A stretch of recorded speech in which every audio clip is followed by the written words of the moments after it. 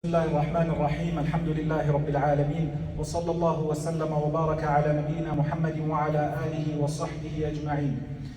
Beloved brothers and sisters in Islam, we thank Allah subhanahu wa ta'ala for having granted us the opportunity once again to witness the best days of the year. As we all know, the best nights of the year are the last 10 nights of the month of Ramadan. And the best days of the year are the first 10 days of Dhul Hijjah. Before we get into some of their virtues and some of the recommended acts of worship, inshallah, we'll touch on a little bit of the seerah, the life of Rasulullah sallallahu alayhi wasallam, and certain incidents that occurred in order for us to appreciate where we are as Muslims today. When you look at us as Muslims today, mashallah, we have large numbers, we have a lot of infrastructure. Life is extremely easy compared to what it was more than 1,400 years ago. We find that Rasulullah sallallahu alayhi wasallam, he was sent with a message and he had a mission. When you look at his mission, when you look at the person who he was, yes, he was helped by Allah subhanahu wa ta'ala. At the same time, he was somebody who persevered. He was somebody who struggled and strived and did his best in order to convey the message. When Rasulullah sallallahu alayhi wasallam received revelation, the first parts of revelation, Allah subhanahu wa ta'ala then ordered him to give da'wah and call his family members to the message of Allah subhanahu wa ta'ala. When we ponder over this period in time, we find that Rasulullah sallallahu alayhi wasallam immediately starts calling those who are around him. And we find that his wife Khadija radiallahu anha accepts Islam. Ali ibn Abi Talib radiallahu anhu accepts Islam. Abu Bakr as-Siddiq radiallahu anhu accepts Islam.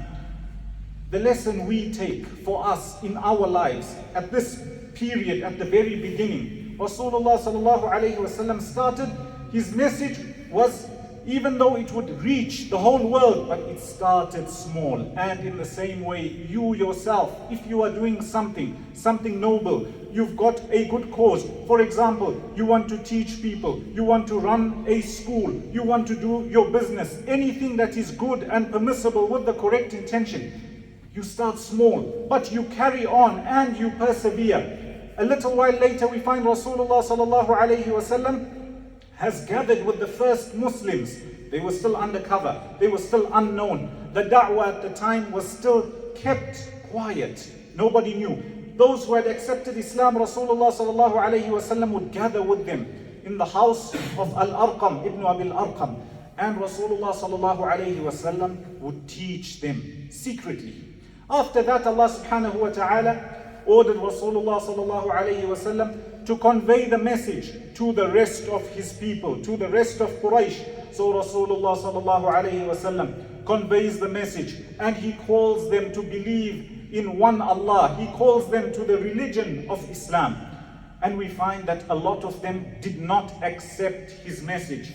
A lot of them made fun of him. A lot of them called him a madman. A lot of them, when he would recite Quran, they would make noise in order to try and keep Rasulullah sallallahu alayhi wasallam's words quiet so they were not heard by others. They would go around spreading falsehoods, spreading lies. But Rasulullah sallallahu alayhi wasallam, at this point in time, he carried on, he persevered. And in the same way, when it comes to our lives, whatever good cause or whatever mission you may be on in life, whatever goal you want to achieve in life, there will be people who will ridicule you. There will be people who will make fun of you. There will be people who will just be outright jealous. You've got to carry on and you've got to persevere.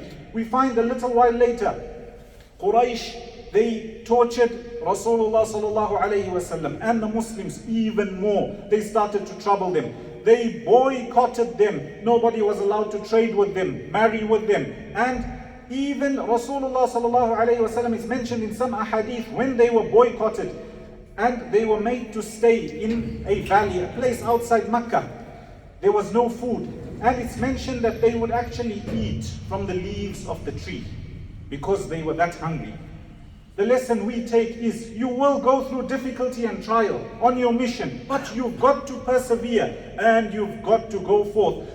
We find that Rasulullah sallallahu alayhi wasallam, a little while after that, he orders some of the early Muslims to migrate to Habasha. Why? Because there was a king there, Najashi. Rasulullah sallallahu alayhi wasallam mentioned that this king does not oppress anybody. Even though he was a Christian at the time, he then accepted Islam and became a Muslim. So look at how Rasulullah sallallahu alayhi wasallam, by the help of Allah subhanahu wa ta'ala, he's planning. He's seen that there's obstacles in his path. And what he's done is a group of the people, a group of the Muslims, he sent them out. He knows that they are going to go to a place where there is justice and the message of Islam will spread. In the same way, when it comes to your predicament, whatever you may be doing, the road you want to take at times may be blocked. There may be obstacles. The obstacles will only be removed a few months or a few years later. Look for alternatives. Look for other methods and other paths. We find that the Muslims, some of them, they had migrated to Habasha. Rasulullah sallallahu alayhi wasallam himself, after he was ridiculed by the mushrikeen and the kuffar of Quraysh, he decided that he would go to Taif. Taif is outside Mecca, by car roughly 40 minutes, so about 80 kilometers. Rasulullah sallallahu alayhi wasallam had decided to go there in order to let them know about his message, in order to convey the message. And the people of Taif turned out to be even worse, and they pelted him and made fun of him. And Rasulullah sallallahu alayhi wasallam had to turn back. But look at how he's looking for alternatives. In Mecca, it's difficult. He's gone to Taif and he's faced even more abuse. And in the same way, in your life, you've tried to take one path and you find difficulty. Then you go to the second path. You might find even more difficulty. Then you have to look for a third path. So we find that Rasulullah sallallahu alayhi wasallam is then given permission by Allah subhanahu wa ta'ala to migrate to Medina. And the Muslims, they start to migrate to Medina, and eventually Rasulullah sallallahu alayhi wasallam is given permission and they go to Medina. Does it stop there? No, it doesn't. After the Muslims are established in Medina, we find that Rasulullah sallallahu alayhi wasallam, because he's a man on a mission, he's been given a task by Allah subhanahu wa ta'ala. He knows that he has to carry on. There's no time to rest.